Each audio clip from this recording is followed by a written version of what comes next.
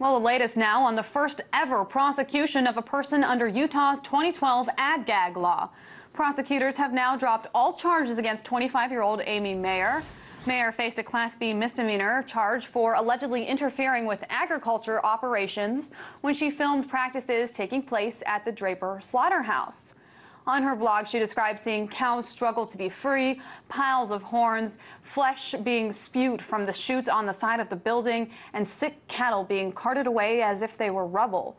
But after dominating headlines of publications across the country, the case was dropped. So is this a win for animal rights advocates? Well, earlier I was joined by Will Potter. He's an independent journalist and the author of Green is the New Red. And I asked him if the latest news out of Utah suggests anything as far as ag-gag laws go moving forward. I think it really reflects that the biggest way and most effective way to fight these bills around the country is just like the most effective way to expose abuses on factory farms, and that's to shine a light on it and expose what's happening. What happened in Utah is as soon as news of this prosecution broke out, people were outraged. I mean, it literally went viral and got hundreds of thousands of views, and just 24 hours later, the prosecutors dropped all charges. And to me, that really reflects the state of this legislation. The industry wants it on the books, but when it comes to enforcing it, I think there's going to be a difficult road ahead. So let's break this down into two parts. First of all, let's talk about this case specifically. I understand that this case is a little bit more unique in the fact that she was actually on public property. Do you think that the prosecution used that as an excuse to drop these charges in the midst of unpopular press? Absolutely. I mean, if you look at Utah's law, which is still overly broad and very vague, it doesn't include this type of activity like filming from the side of the road or filming from public property.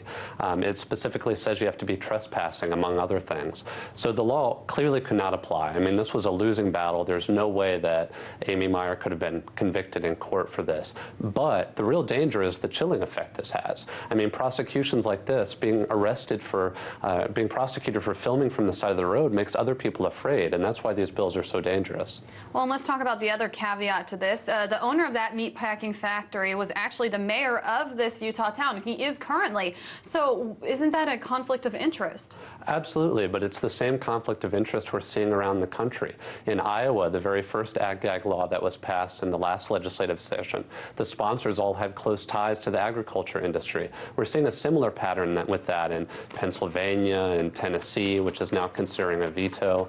Industry is in close ties with politicians on this, and that really should make everyone pause. And how do you think the media actually played into this? Do you think that this case would have gone through had the media and these negative headlines actually come out about this case?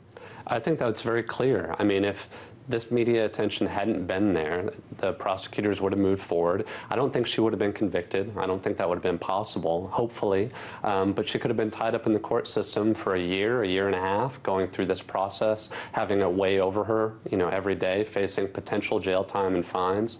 And I think that exposing this and writing about it helped shine a light on that. But let's talk about the bigger picture here. Now, dropping this case is obviously good news for Amy Meyer, but is it dropping this case, does it necessarily make for good for the battle overall when it comes to these ag-gag laws? I mean, obviously it shines some light, but in a couple of months the story is going to be forgotten, right? Well, and the law is still on the books. I mean, it was a victory to have this prosecution dropped, but the Utah ag-gag law still exists. So does Iowa and Missouri and other states. And right now, the Tennessee governor is considering signing another piece of legislation. Pennsylvania, more legislation is about to be introduced. North Carolina. These bills are still a threat. I think what Utah shows is the importance of fighting them tooth and nail and exposing what's actually happening. And once that happens, the public overwhelmingly opposes them. Well, let's talk about all of those other states that you just brought up. This is something that isn't contracting, it's expanding, right? Well, and it's expanding in unique ways. I mean, the industry has been met with a severe backlash against this legislation that criminalizes photography and video.